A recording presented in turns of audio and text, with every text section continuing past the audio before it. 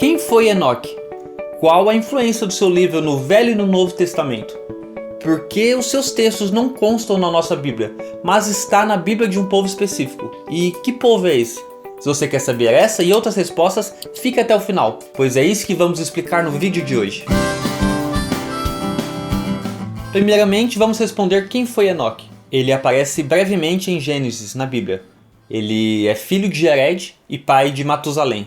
Sim, Matusalém, aquele conhecido por ser o mais velho de todos. E o interessante é que Enoque é tido por muitos como o primeiro caso de arrebatamento. O segundo foi Elias. Reparem que nesse ponto o texto diz que ele andou com Deus. Então parte dos relatos são sobre os aprendizados adquiridos nesses momentos. E sabia que o livro de Enoque era tão famoso no início do cristianismo que até mesmo o Novo Testamento cita ele. A exemplo desse trecho de Judas, irmão de Tiago, que diz o seguinte: "E destes profetizou também Enoque, o sétimo depois de Adão, dizendo: Eis que é vindo o Senhor, com milhares de seus santos."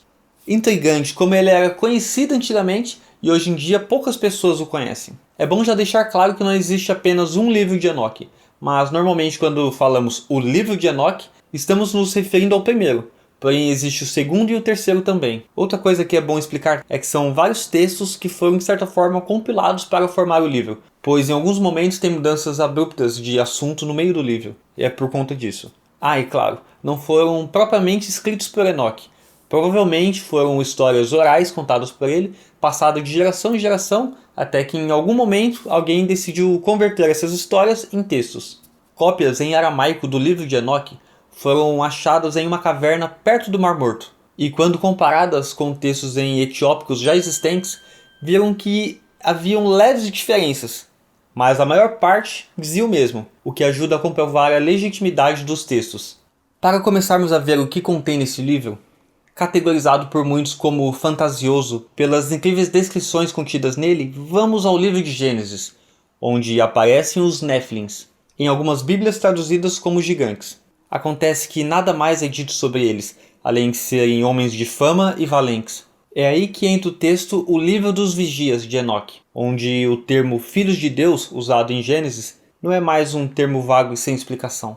Eles passam da categoria de seres celestiais para toda uma sociedade de anjos caídos, chamados de observadores, liderados por seu chefe, Shemi-Haza. Suas crianças, os Néfilins, são gigantes, que começam a causar problemas na Terra. E os gigantes começaram a matar os homens, e a devorá-los, e então matar todos os animais e beber seu sangue.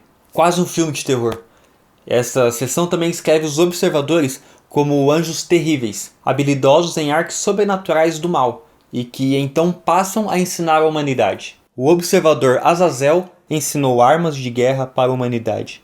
Shemi-Haza ensinou-lhes feitiçaria e como fazer astrologia. Tudo isso enquanto os Néfilins e os observadores continuavam a destruir a Terra e passar conhecimentos do mal para a humanidade.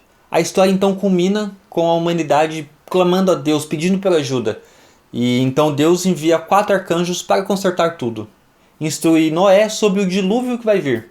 Noé, que é bisneto de Enoque. Instrui então outro arcanjo a aprisionar o anjo caído Azazel e lançá-lo na escuridão. Deus ordena a Gabriel que destrua o Néfilin com uma passagem arrepiante, dizendo a Gabriel para ir aos bastardos, aos mestiços, aos filhos da miscigenação e destruir os filhos dos vigias. E finalmente Deus envia Miguel para aprisionar o Deus dos observadores, Shemi-Haza. Nessa história, Deus envia o próprio Enoque como um profeta em meio aos observadores para avisá-los da sua destruição próxima. Os demais capítulos de Enoque contêm principalmente profecias e visões. Vamos nos focar nos principais temas que envolvem essas profecias. O livro de Enoque é um dos textos apocalípticos mais antigos. Ele é ainda mais antigo que outro texto famoso apocalíptico, o livro de Daniel. Muitos dos termos comumente associados a Daniel, como Filho do Homem e Messias, podem ser encontrados primeiro no livro de Enoque.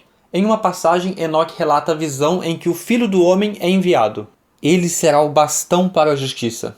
Ele será a luz das nações. E todos os que habitam a terra cairão e adorarão diante dele. Para aqueles que conhecem o Novo Testamento, essa linguagem soa no mínimo familiar. Ela é aplicada a Jesus também.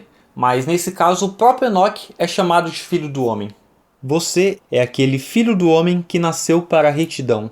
Também encontramos a ideia de inferno em Enoque, onde ele contempla um abismo estreito que se estende até o precipício, onde ele viu um grande fogo queimando e flamejando. O texto diz que esse lugar é uma prisão para os anjos, onde eles ficarão ali para sempre.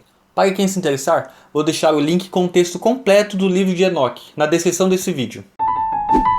O termo livro vem do latim liber, que era o nome dado à membrana que existe entre a casca e o tronco da árvore, que depois de seca pode ser usada para escrever.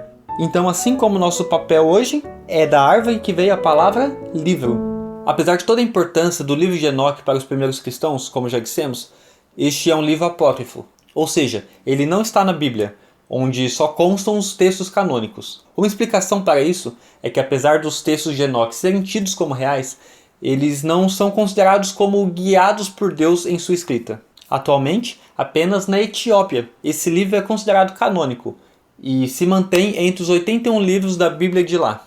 É incrível como o livro de Enoque não consta na Bíblia, ele é citado pouquíssimas vezes lá e mesmo assim tem uma influência muito grande nas religiões que seguiram depois. E muitos dizem que as ideias apocalípticas introduzidas por Enoque, como inferno, salvação, filho do homem, vinda do Messias, estabeleceram bases centrais para a teologia cristã atual. Nada mal, hein?